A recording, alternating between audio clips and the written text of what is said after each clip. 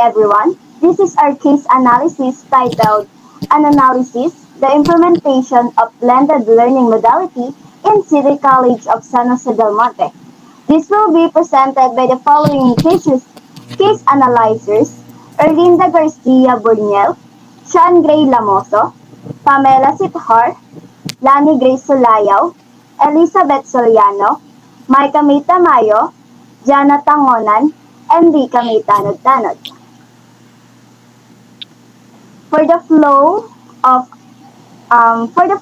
our presentation, we will begin with introduction, followed by identifying the problems occurring, then additional discussion, the solutions, and finally the recommendations. So let's start. May we call Erlinda Bunyal to discuss the introduction part.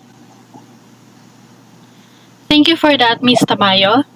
So, as we all know that blended learning modality is a learning approach that combines traditional face-to-face and online classes with with the situation that the world and we are experiencing until today due to the COVID-19 pandemic. Classroom type education seems out of reach. Because of this, the DepEd or Department of Education suggested ways for adjusting this dynamic teaching environment. One of these is the Philippines adoption or adapting the blended learning. Former Department Secretary Leonor Briones clarified na yung country natin is na-experience na yung ganitong learning modality for almost a decade. So, as part of the curriculum, several colleges provide online classes and exams to their students. Despite this statement, challenges associated with online learning exist at the present time. So, for other details, may I call on Miss Solayaw?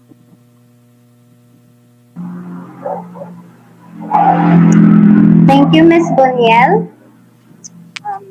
City College of San Jose del Monte, or CCSJDM, an institution located at Bulacan, has a vision to continuously sustain a quality education anchored on exemplary leadership, dedicated service, accountability, and with a deep sense of professionalism. In compliance with the Department of Education, the City College of San Jose del Monte had come up with a unique approach through flexible asynchronous remote e-learning, or through FAREL. Through the FAREL, various meaningful approaches of delivering instructions are utilized to address the learner's unique needs and challenges in connectivity as City College transitions itself into the new normal of the education landscape.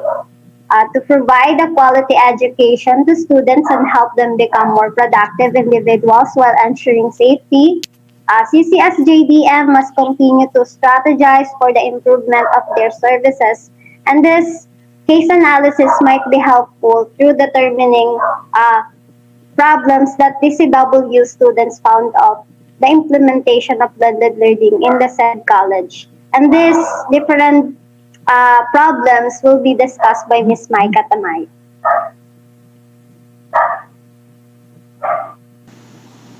So, thank you, Ms. Solayaw. Problem identification.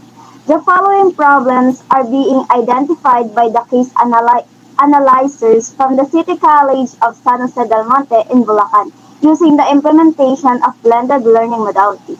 They have found that these struggles are experienced by the students in the institution. Number one problem is the lack of training for students who's not knowledgeable in learning mobile application.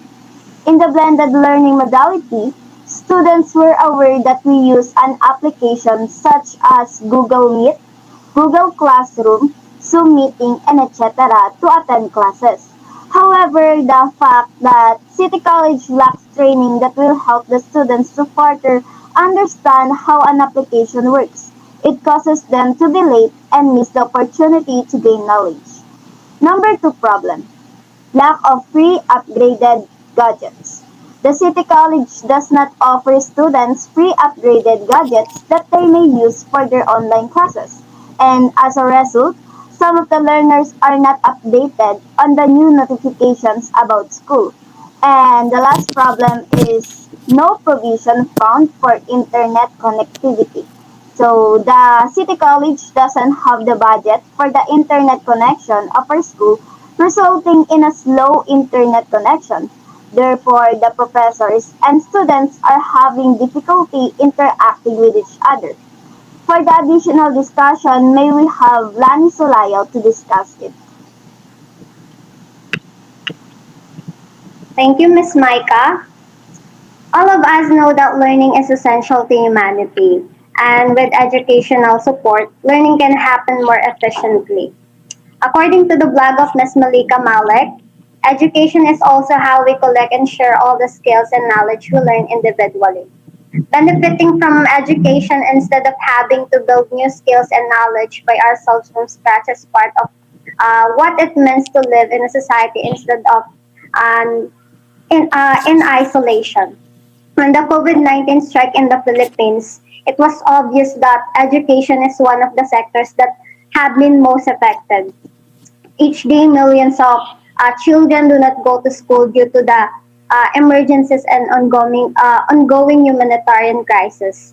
And according to Global Campaign for Education, or the GCE, it is important to have contingency plans. When we say contingency plans, it means an action designed to help an organization to respond effectively to an event or significant situation.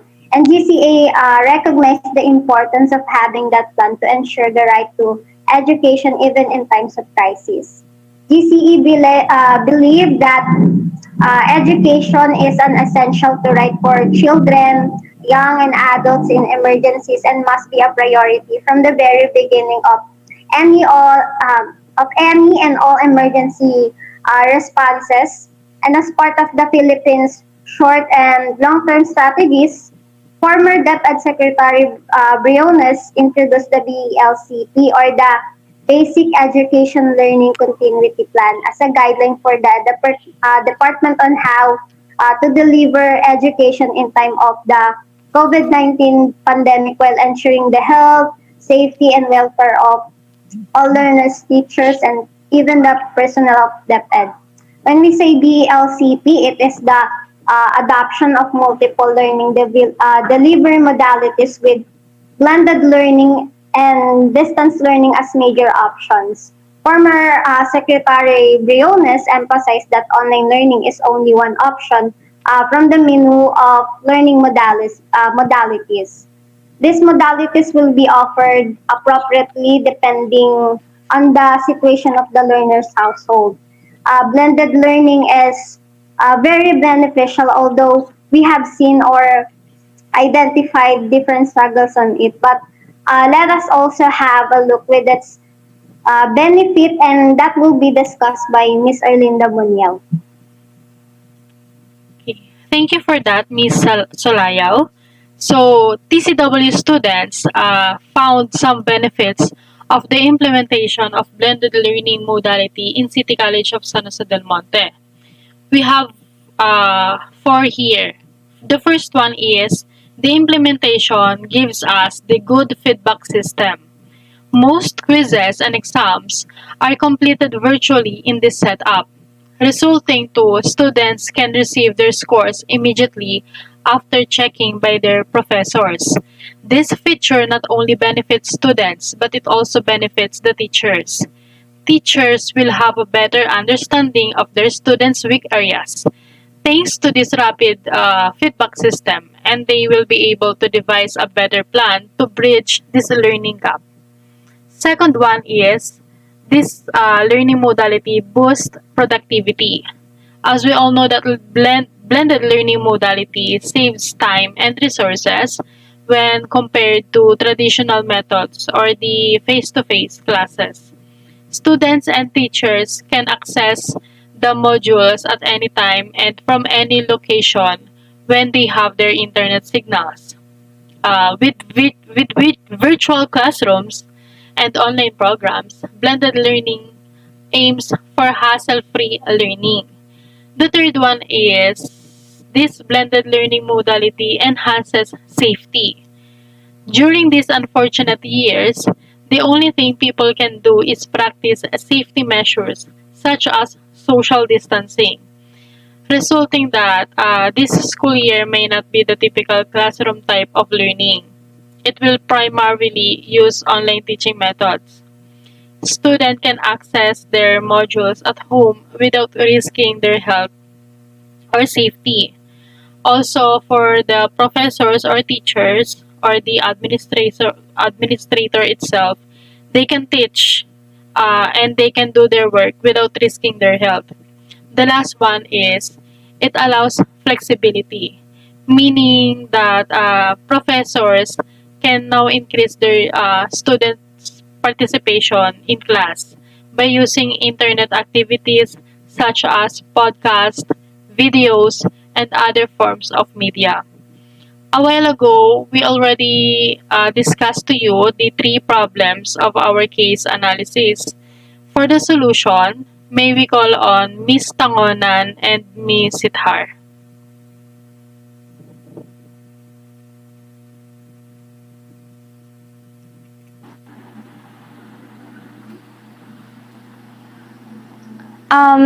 Thank you, Miss Buniel.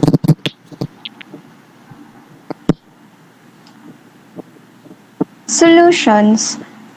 These are the solutions made by the case analyzers from the problems that have been identified from the City College of San Jose del Monte using the implementation of blended learning modality.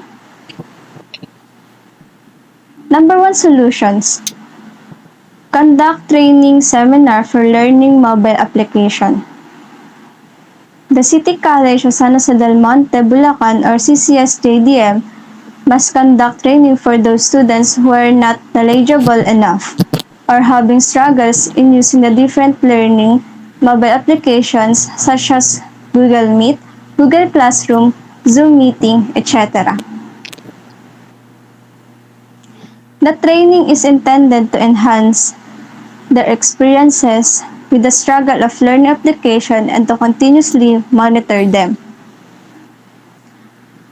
Also, the school must have different posters that include the simple step-by-step procedures on how to use these different learning mobile applications.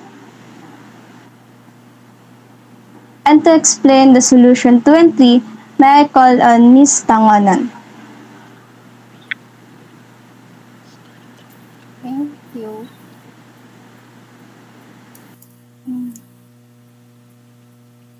Number 2. Provision of upgraded devices for free. The City College of San Jose del Monte of Bulacan must ask the government of college institution that they must extend their help for those deserving students. They should evaluate first those most in need students for each program or year level that will receive free upgraded devices. And the number 3, allocate particular budget.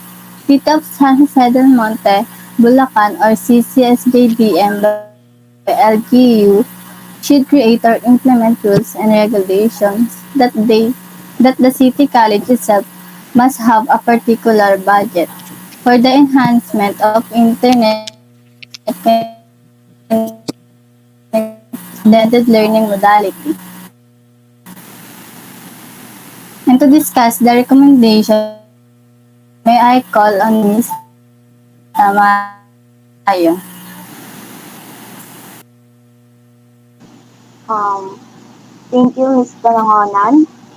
For the recommendation part, the following recommendations are presented based on the outcome done by truly analyzing this whole evaluation together with the previously given conclusions. The number one recommendation is the school administrators should be transparent on the various problems occurring, listen and give the students of City College of San Jose del Monte the priority they deserve for their learning needs. Number two, the future students of TCW or the contemporary world who are taking the case analysis may determine other factors that may be identified as the cause of the struggles experienced by learners during blended learning modality. And lastly, the results of case analysis may help the students to further understand the struggles encountered by other students of City College of San Jose del Monte on the implementation of blended learning modality. For the conclusion part, may we call Ms. Bunyao and Ms. Tanad to discuss it.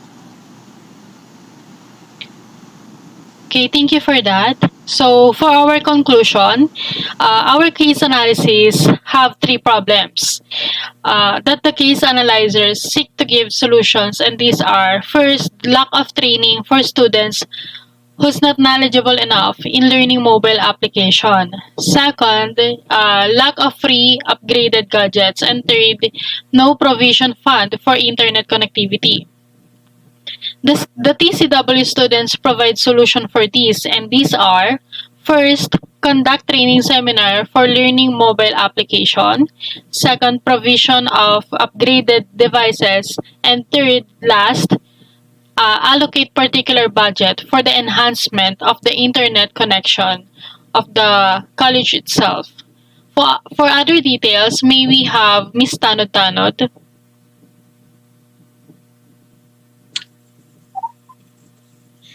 Thank you, Ms. Buniel.